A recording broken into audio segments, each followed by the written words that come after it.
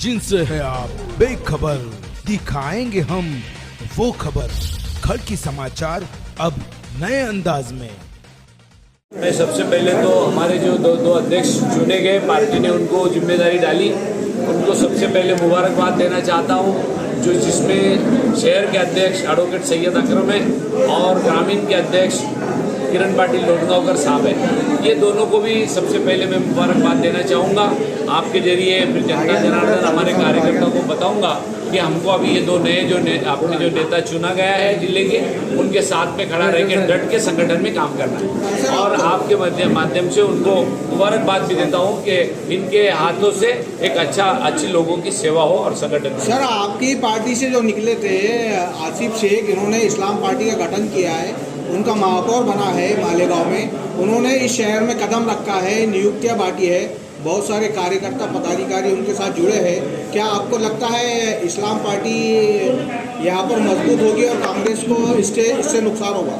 एक बात बताता, यदि कोई एखादे समाज की पार्टी निकलती होगी तो मैं कहूँगा ये लोकशाही के अंदर नहीं बैठता। सारे समाज को साथ में लेकर के चलने वाला संविधान हमारे देश को बाबा साहब ने दिया है। इसलिए कौन सी पार्टी निकाली उसके बारे में मैं तो नहीं जानूंगा। इसके पहले भी ऐसी एक मनसे नाम की पार्टी निकाले थे और उन्होंने भी अपने स्टेट के अंदर 6-6, 7-7 एमएलए जीत कर लाए थे। नासिक की 13 एमएलए थे और उसके बाद नासिक की महानगर पालिका भी उनके हाथ में मिली थी। उतने 5 साल के बाद फिर वो पार्टी कहीं नज़र में नहीं आई। इसलिए ये पार्टी बनते रहती, चलते रहता, ये सियासत है और लोकशाही के अंदर किसी को पार्टी बनाने का अधिकार नहीं है, ऐसी भी बात नहीं। शुक्रिया। सर, इसी से जुड़ा हुआ सवाल है, नीट के मामले में कॉकरोच पार्टी ने जो मुहिम शुरू की है तो उनको एयरपोर्ट पे परमिशन का लेटर दिया जाता है, लेकिन वही इशू पे जब NSUI प्रोटेस्ट करती है तो उनके खिलाफ ना सिर्फ पानी की बुछारें होती है।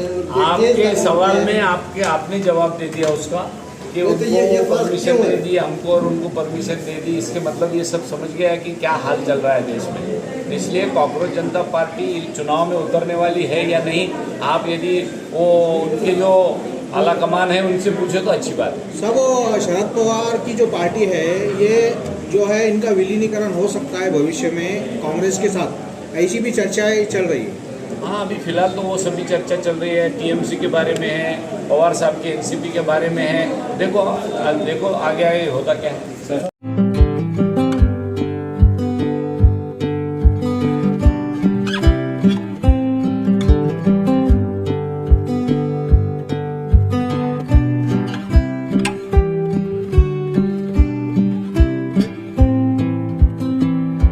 कैंसर के सामने जहां हर पल महत्वपूर्ण होता है, वहां एक ऐसी जगह है जो सहानुभूति, समर्थन और संवेदना प्रदान करती है।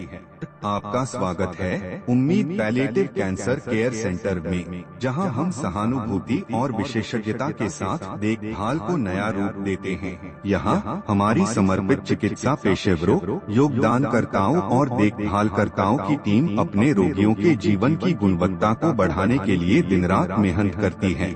यह सिर्फ रोग का इलाज करने के बारे में नहीं है, यह समझने के बारे में है कि सफर क्या है।